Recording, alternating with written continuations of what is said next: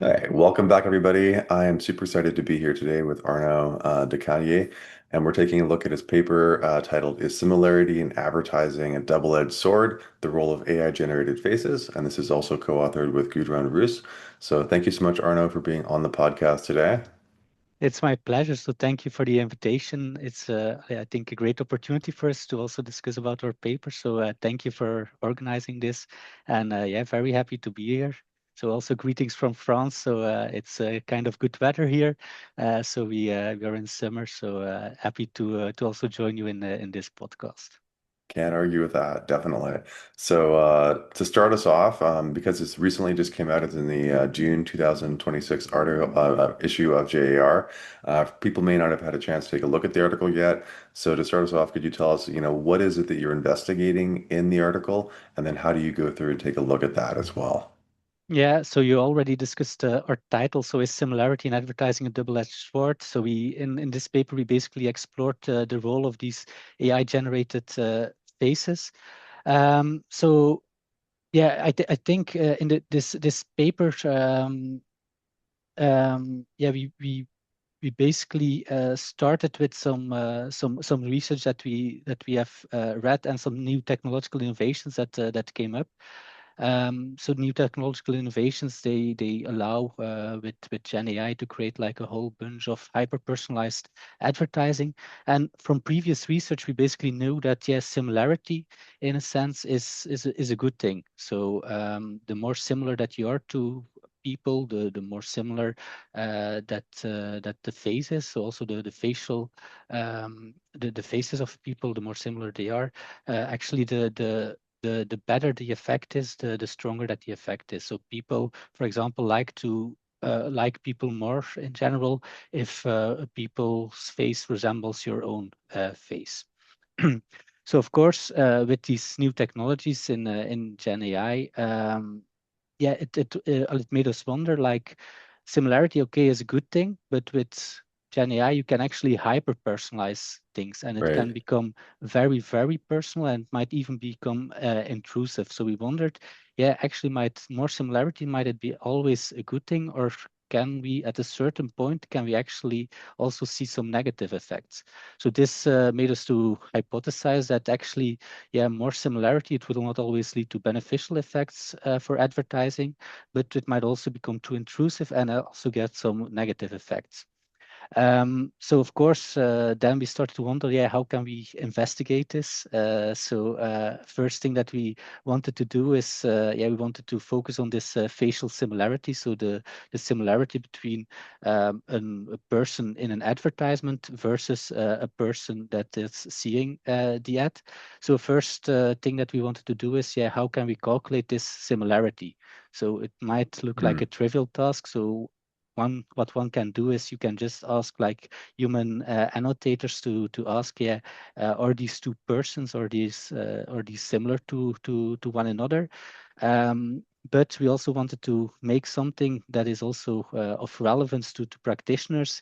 And I can imagine if you do run an advertisement online, yeah, it's impossible to always ask human annotators to basically ask like how similar are these peoples in the ad versus the people that is seeing the ad. So we wanted to create also something that can be automated. And there we relied on some tools from yeah, face recognition software. So you can imagine if you have an iPhone, for example, and you want to unlock it, yeah, you can just use your face. So there is some methods available there that we basically reworked to basically calculate like the similarity. So this was a first task. Of course, yeah, we were not sure, yeah, is this a good measure of similarity or not? So we also compared our new algorithm with the human annotation, and actually worked quite fine. So we calculated, for example, yeah, it might sound a bit geeky now, but it was the Cohen's kappa. That is a measure of statistical agreement between raters. So in our case, it was between our algorithm versus human annotation, and there was actually quite some agreement between the two. So it actually demonstrated that it was kind of possible to measure this similarity in an automated way. Then, yeah, we had this measure for facial similarity. So we also wanted to then test our hypothesis. Yeah, is there actually some downturn? Is there some negative effects from more facial similarity? So we set up 2 studies for this. And actually, these both studies, they basically confirmed that we had like a reversed U-shape uh, um, relationship between facial similarity and the purchase intention, which was what we measured in our paper. So these studies, what did participants see? They saw an advertisement with an artificially generated face included. And we measured for each of the respondents, we measured their similarity with the face in the advertisement that they saw. So this was our measure of facial similarity. We then also measured how likely they were to make a purchase for this given Hmm. advertising, for this given insurance company. So this was the purchase intention, and we looked at the relationship between the two. And actually both studies, they confirmed that when you have low levels of similarity, there is some beneficial effect of increasing the similarity between the spokesperson in the ad and the person viewing the ad. But there is also an optimal point, and after this optimal point, it basically decreases the effectiveness of the ad, and you actually get some negative effects. So which is what we called the too similar to me effect. That's very cool. Yeah, I love the studies, the way you go through and use the profile photos of participants as a way to kind of measure how close are they to the actual person in the ad. And it's also creative as well too, the way you go through and use that algorithm to be able to calculate that actual numeric way of assessing that similarity. And you get this like Goldilocks kind of effect, right? Where it's like too little is bad or not optimal, and too much is, kind of freaky, I guess, for people, but kind of Mhm. a sweet spot sort of in that middle. Yeah, indeed. So this is something, that we hypothesized, and we actually found also back in our empirical data. So I think the technical, the algorithm that we use, I think this is also something that is very nice for practitioners in general, because it's something that they can use and they can basically automate.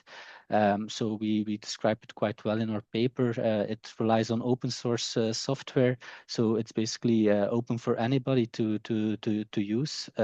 So it's not magic. It's just using a FaceNet open source model to get like the facial embeddings of the people viewing the ad, and then you can derive it basically from any picture that has a face in it. And the similarity is basically calculated using a cosine distance metric. So it's also very commonly used. It's, for example, also used in LLMs. For example, if you want to have like the similarities between two words, also a form of distance metric is used, and this can be done with, for example, this cosine distance. I think the second part of what we demonstrated then with too little and too much similarity, that both of these aspects are not good. So this is definitely what we found back in our paper. But I think it opens also some discussion, because in our paper it was a research note. And I think that there's still further research needed to really understand why is this effect present. So trying to explain this, what we call the too similar to me effect, is, I think, still an open question.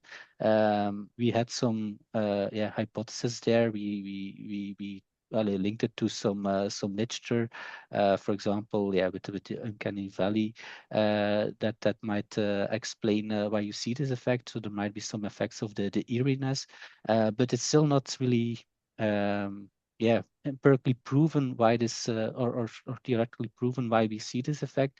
So this is, I think, still an open question, and I would maybe invite the community to also further investigate this research question.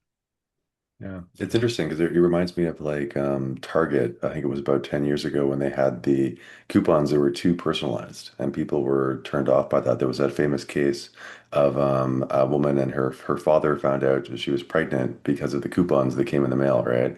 And then like Target since learned to kind of they can make the coupons very precise, but people don't like it. And then they kind of make them a little bit worse so that Mm. people don't feel that they're being surveilled too much, right? And it feels sort of similar what's happening here, right? Although maybe with consent, people are actually happier. You get a kick up at the end if it does look like me, because then I can imagine myself more in it. I don't know. It's kind of interesting. Yeah. Yeah, that's definitely true. And actually funny because I also did some other research on live event predictions. So there are a lot of companies that have like quite solid data that they can use to, for example, predict these live events like giving birth or the birth of a first child. Based on the data that they have, they can often predict this quite well. And I guess in the case of Walmart, yeah, it's not very difficult to detect this from just like the purchase history of a customer. So I also had two babies myself recently, so I can just tell that yeah my shopping behavior it changed dramatically after those events. So it's for many companies it's actually yeah, very easy to predict, but then it's indeed like a more ethical question, like, yeah, how should companies use this? And I can indeed imagine that if it's used in a non-transparent way, if they do not disclose any of this, and suddenly you get like very personalized advertising that you were not aware of, that this company was basically modeling you, or that they were keeping track of things that you did or that you maybe did not want. I think yeah, this can indeed feel like very intrusive, and this, as you mentioned, yeah, might also have some negative effects. So I think there to counter on this, I think transparency is definitely key. Um, so yeah, I'm based in Europe, and there's actually also some legislation about this. In yeah, if companies want to collect data from a consumer, for example, they have to have formal consent for the data that they collected, and they also have to explain the use case for which they will be using the data. So of course, yeah, not all consumers are reading always all the documents that they provide their consent to, but I think at least like companies they should be aware of also the risk of yeah modeling such effects and how customers yeah can basically react to such maybe intrusive campaigns. Yeah, no, it's very interesting. Yeah, I think that I guess the big implication for advertisers is that even if you can customize and make something very personalized for a consumer, maybe it's just easier and safer just to kind of walk it back a bit and have that stick to that, 50 to 70% range you talk about in the paper, versus, being hyper personalized and getting that sort of like decreases coming through. Any other sort of important implications or takeaways for advertisers, or is that kind of the main one of just not personalizing too much? Yeah, I think this is definitely one of the main ones, and I think yeah there is this trend towards like more personalization, towards hyper personalization. So I think our main message in the paper is, yeah, watch out if you are doing this. There might be also some negative effects, and I think more and more companies are also becoming aware of this. Maybe yeah, because of our paper, but also the examples that you just provided. Um, I think if you want to hyper personalize, I think there should be like a clear advantage for the customer. So also in the paper, we for example also discuss about a collaboration between yeah Samsung and Glance, where yeah if people provide like a formal consent to this tool that they provide in their Samsung phone, um, they basically can see clothes directly fitted on their own Hmm. avatar-like persona. So this definitely can create some nice or sort of beneficial effects for customers. So I can imagine if I want to buy clothes and I can see them directly on my avatar and see how I personally look with the outfit that I have chosen. Yeah, there I see some clear benefits, and especially in the case there is also this transparent communication on how it will be used and how it will be used in the technology. So I think there is definitely some added value. And in such a case, it can really be like a success story to hyper personalize.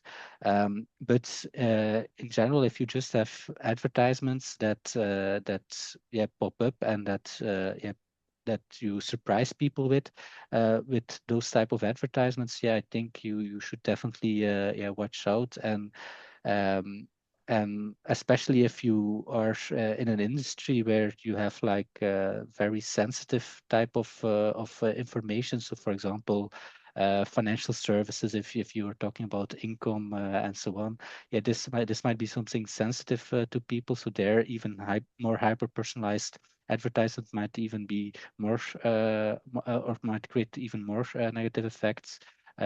Also thinking about healthcare, for example, if you have like very specific healthcare products, if you suddenly see very personalized advertisement, this might also become very intrusive.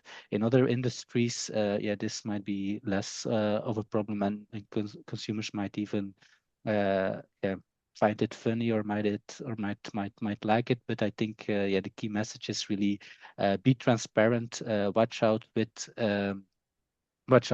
this hyper personalization. Although it's possible with these new technologies, there might be some negative effects, and this is also what we demonstrated in our paper. And I think also in our paper, the way that we measure this similarity in a more automated way, maybe this is also something that can be used. And if you see negative effects in your advertisements, maybe also try to develop some measures that can be automated so that at least you understand why you observe the negative effects that you observe. So this I think might also be a practical implication for our paper. It's like the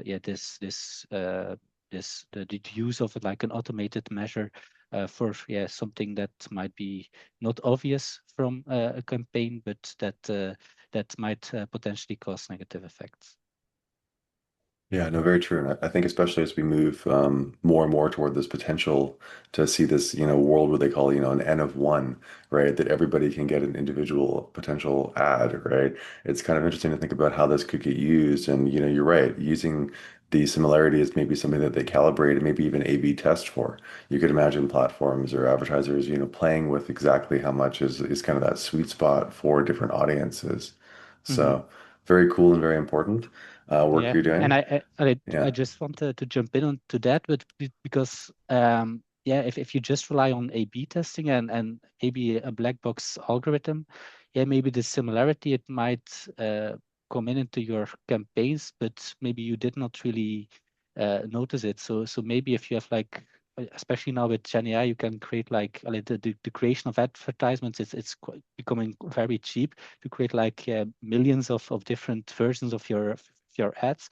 So it can quickly become hyper personalized. And actually, this similarity, it might actually be something, maybe if you do not track it, but maybe inherently in the black box algorithm that you're using to optimize your campaign, maybe it might be learned by the algorithm. So I think it's also something to keep track of or try to keep track of when you're launching new advertisement. Yeah, definitely.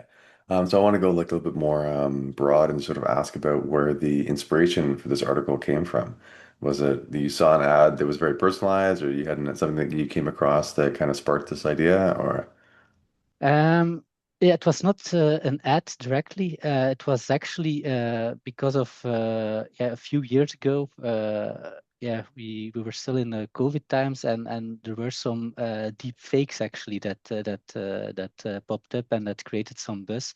So I still remember, I think it was one of Queen Elizabeth, where she had like a Christmas speech, but it was like a totally a deep fake created speech where she made a very strange message. So this was a one that created a lot of buzz. I also remember some of Barack Obama in the initial days. So yeah, there were some of these deep fakes that creating some buzz.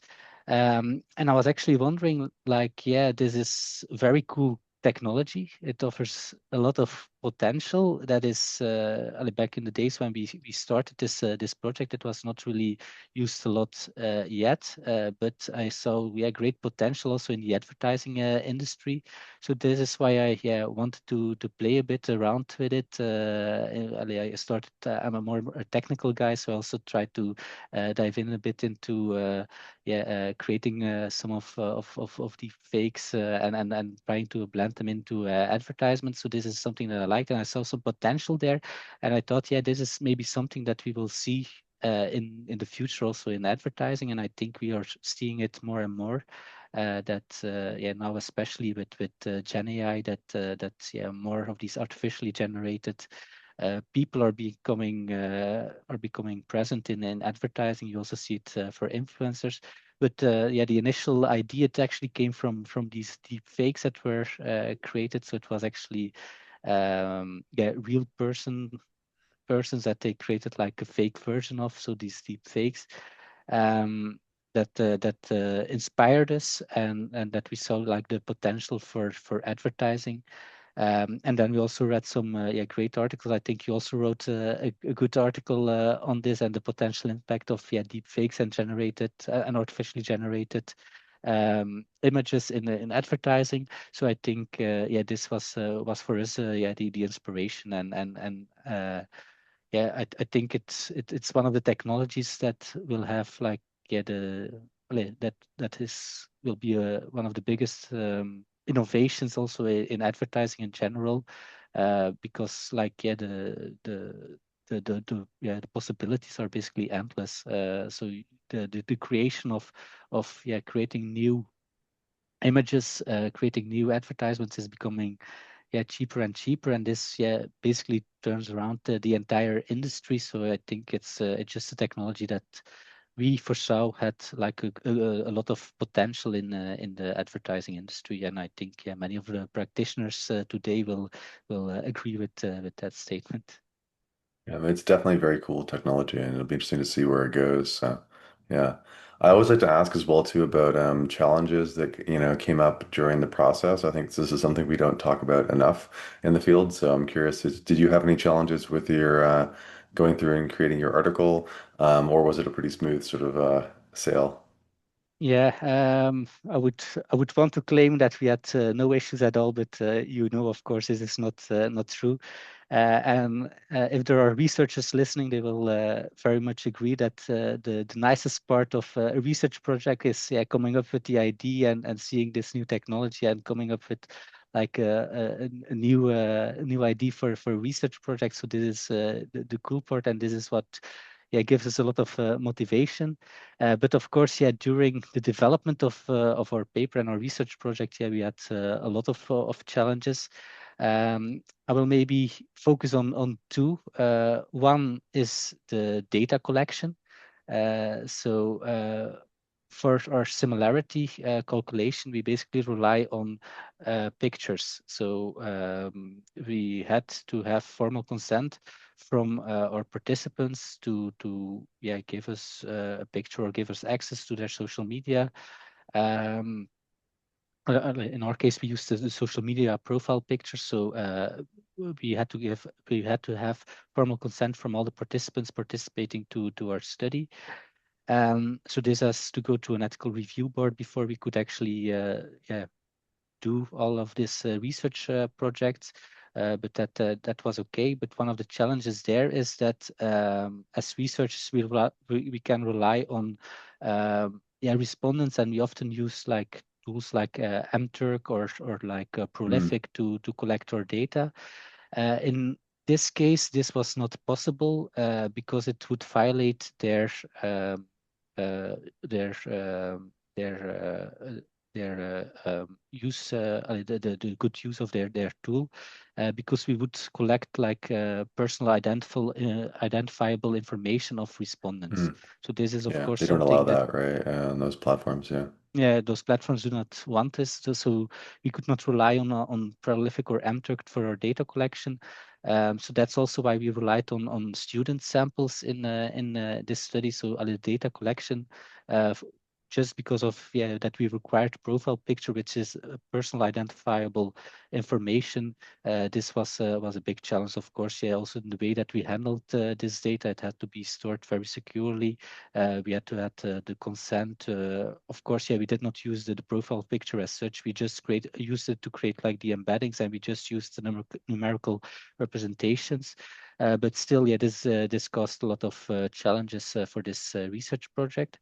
And then I think a second one was also like, yeah, the technical development of this similarity measure. Yeah, I'm still kind of a more technical person and more like an analytical researcher. But still, to come up with like an automated similarity measure, it was not a trivial task. So there was a lot of literature for this on in face recognition literature. So there, I already explained, like if you want to unlock your iPhone, you can, yeah, you can just show your face, and then if the face resembles, yeah, the one that it was trained on, then it will unlock. So there is some literature on it, but yeah, to really create like a scale like we had, so this was not a trivial task.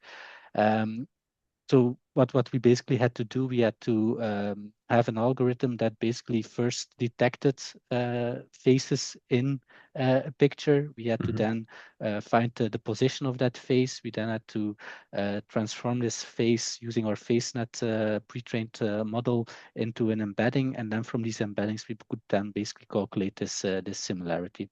So this was, I think, also from a technical perspective, I think this was kind of a challenging task. Um, and yeah, given these two challenges, I think this also it was challenging, but I think it also makes this paper kind of unique, and I think that's why I think it also was well accepted. So I think in terms of reviewing process, this was actually like quite smooth. Of course, the reviewers helped us a lot with improving the paper. But I think we needed 3 rounds of revisions, and yeah, the reviewers really helped us to fine tune the paper. But yeah, the basic idea, I think they found kind of strong with both this more technological innovation in terms of how to calculate like this facial similarity, as well as with the two studies that also showed this like the negative effects of the two similar to me effect basically. So I think this made the paper also stronger. So although it was challenging to develop it, I think it also is what made this paper so strong, and why I think we still had like kind of a unique paper in the end.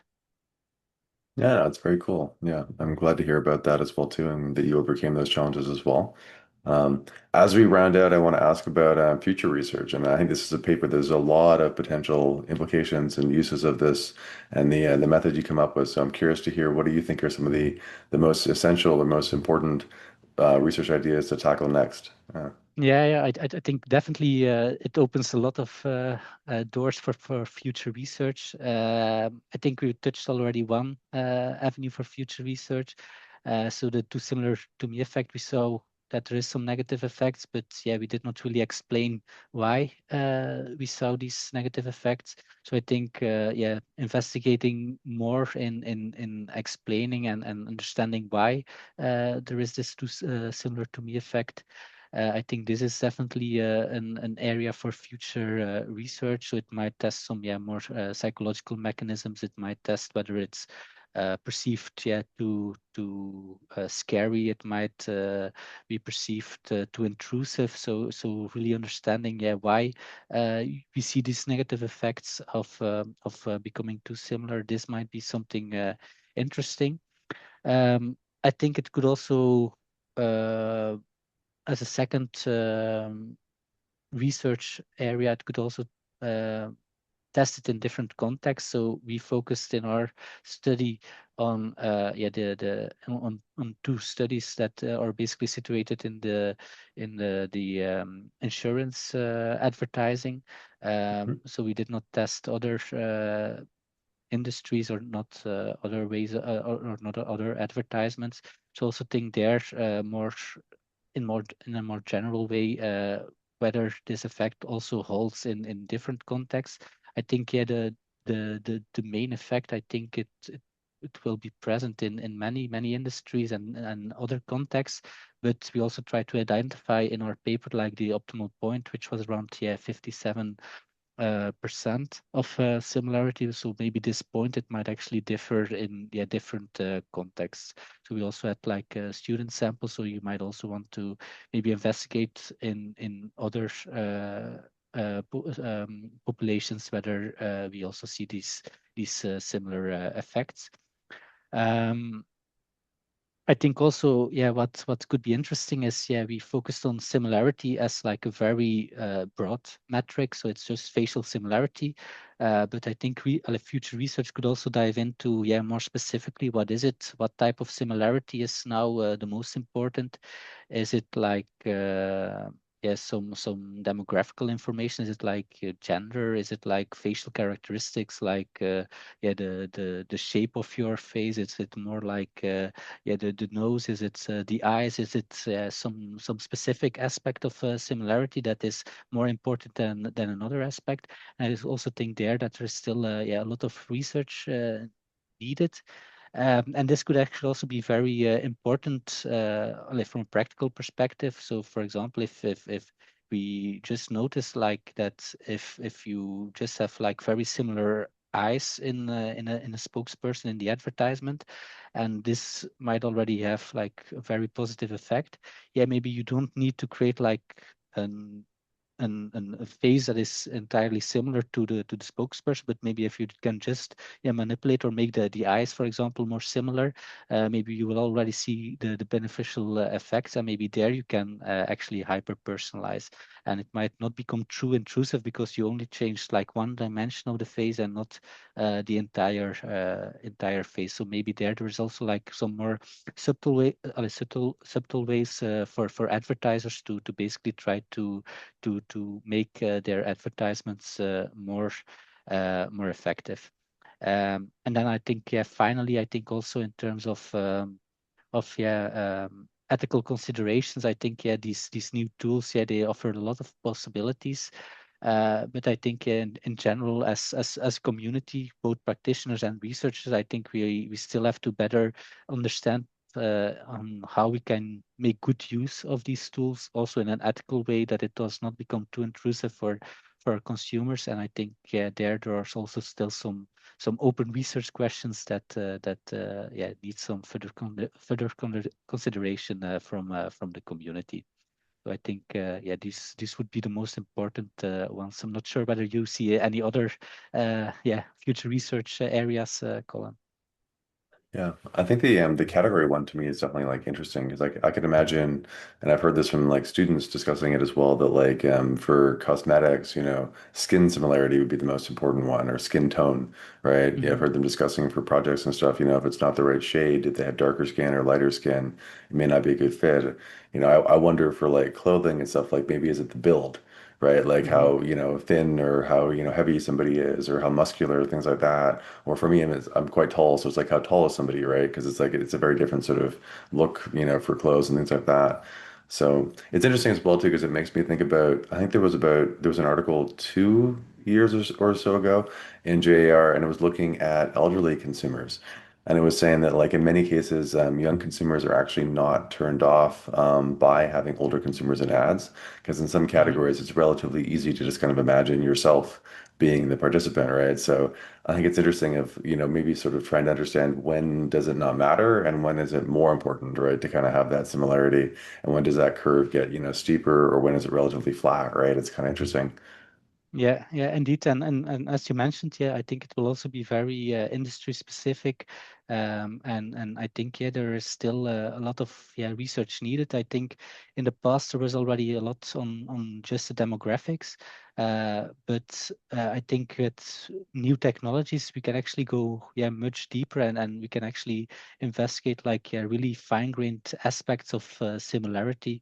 Um, with the new technologies, and this I think also creates a lot of nice opportunities for researchers, but also of course for the industry to basically further improve and further learn on how to make ads more effective. Definitely. Well, it's been a complete pleasure having you on, Arno. So thank you so much for coming on the podcast. It was my pleasure, and thank you for the invitation. So it was really nice to discuss this research. I think it was one of the projects that I really like most to work on. So it's like for me also a bit of a passion project. So it was really cool, and yeah, thank you again for the invitation. It was really a pleasure to be here Of and course. to talk about this research. Yeah, great to have you on. And again, for those who are interested, it's out in the June 2026 issue of JAR, and it's called "Is Similarity in Advertising a Double-Edged Sword? The Role of AI Generated Faces." So awesome. Thank you again. Thank you.